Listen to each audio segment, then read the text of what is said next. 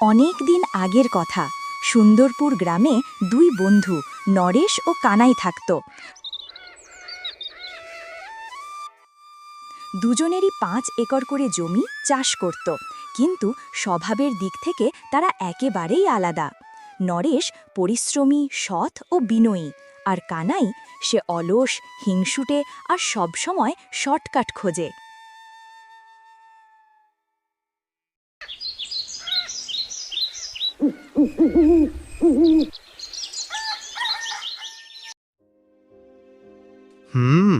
আমারও তো 5 একর জমি, কিন্তু ওর ফসল সবসময় দ্বিগুণ হয় কেন? ভাগ্য কাকে বলে? কি হলো, এমন মুখ শুকনো করে ফিরছো কেন? কি আর বলবো, নরেশের ক্ষেতে আবারও দারুণ ফলন হয়েছে। আমার জমিতে তার অর্ধেকও হয়নি। মনে হয় ভাগ্যটাই খারাপ। ভাগ্য না, অলসতা খারাপ। তুমি সারাদিন আড্ডা দাও, কাজ করো না। যদি চাও একটা বুদ্ধি দিই। কি বুদ্ধি বলো তো দেখি। তুমি নরেশের পাশের জমিটা কিনে নাও, তারপর ওকে বলো দুজন মিলে চাষ করব, লাভ ক্ষতি সমান ভাগে। তোমার কাজও কম হবে, আর ওর পরিশ্রমের ফল তুমি ভাগ করে নেবে। ও, বুদ্ধিটা খারাপ না, মানে আমার কাজও বাঁচবে, লাভও হবে। ঠিক আছে, কালই ওর সঙ্গে কথা বলবো।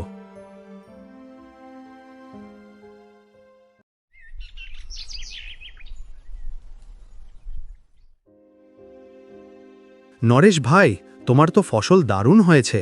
ভাবছিলাম যদি আমরা মিলে একসাথে চাষ করি তাহলে তো কাজও সহজ হবে, লাভও বেশি হবে। দুজন মিলে 10 একর জমিতে কাজ করব, লাভ সমান ভাগে। কেমন বলো? দারুণ কথা বললে বন্ধু। একসাথে কাজ করলে তো আনন্দও হবে। রাজি আছি। এইভাবে দুয়ে বন্ধু সাহেবের কাছ থেকে পাশের জমি কিনতে যায়। কিন্তু সাহেব কানাইয়ের কাছ থেকে তার পুরনো জমির সাথে অতিরিক্ত 5,000 টাকা দাবি করে। কানাই একটু দ্বিধায় পড়লেও লোভ তাকে হারিয়ে ফেলে। টাকাটা বেশি, কিন্তু বিনিময়ে পরিশ্রম ছাড়াই ফসল পাব। ঠিক আছে, এটা ভালোই চুক্তি।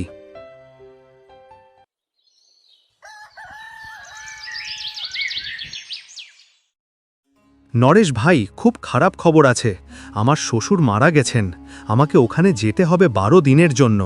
তুমি কি আমার অংশের কাজটুকু সামলে নিতে পারবে? কি বলো? অবশ্যই যাবে। আমি সব সামলে নেব। তুমি দুশ্চিন্তা করো না।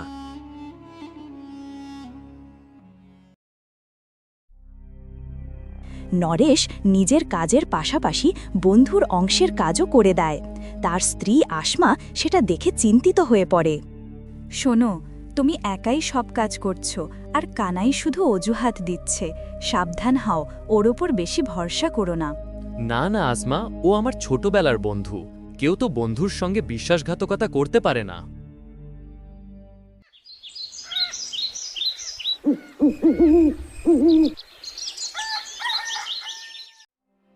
কানাই ভাই, মাঠে পানি জমে আছে। নালা কাটতে হবে, না হলে ফসল নষ্ট হয়ে যাবে। ও ভাই, আমার স্ত্রীর শরীর খারাপ। আজই তাকে শহরে ডাক্তার দেখাতে হবে। কাল নিশ্চয়ই যাব, আজ একটু ছাড় দাও।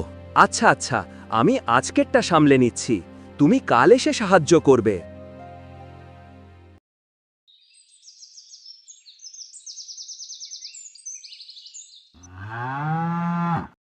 কিন্তু কাল আর আসে না। নরেশ প্রতিদিন একা একা কাজ করতে থাকে, আর কানাই তার নিজের আরামের বিছানায় বসে ভবিষ্যতের লাভের স্বপ্ন দেখে।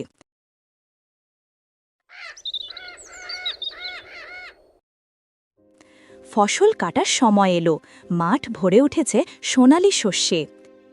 কানাই ভাই, এবার তো সময় হয়েছে ফসল কাটার। চল একসাথে কাজ করি। হ্যাঁ হ্যাঁ, চলুন, এখনই তো সুযোগ। ফসল তো কাটা হয়েছে, শুধু ভাগ নেব।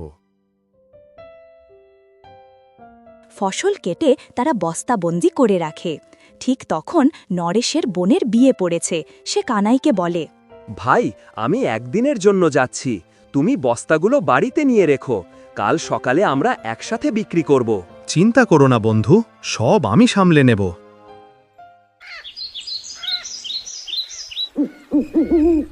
কিন্তু রাতেই তার স্ত্রী ফোন দিয়ে আটে।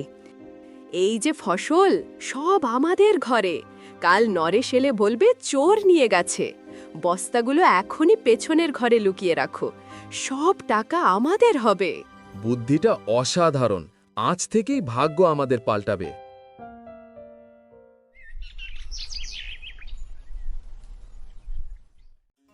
পরের দিন নরেশ ফিরে এসে ফসল না পেয়ে হতভম্ব হয়ে যায়। কি হলো কানাই ভাই, ফসলগুলো কোথায় গেল? রাতেই চোর এসে সব নিয়ে গেছে। আমাদের দুজনেরই ক্ষতি হয়েছে ভাই, আমারও মন খারাপ। হে ওপরওয়ালা, কেমন দিন এলো আমার জীবনে। নরেশ মন খারাপ করে চলে যায়।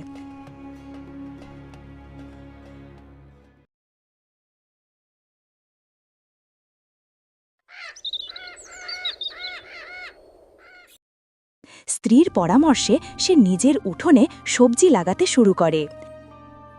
একদিন কোদাল চালাতে চালাতে মাটি থেকে এক কলসি বের হয়, ভরা সোনার আর রূপার মুদ্রায়।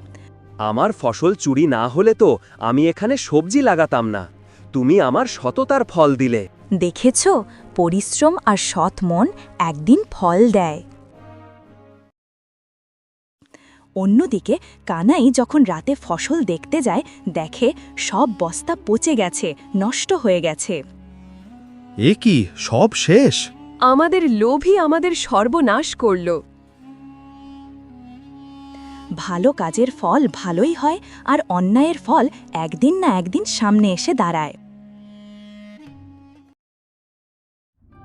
নরেশের পরিশ্রম আর সততা তাকে ধন সমৃদ্ধি দিয়েছে, আর কানাইয়ের লোভ তাকে নিঃস্ব করে দিয়েছে।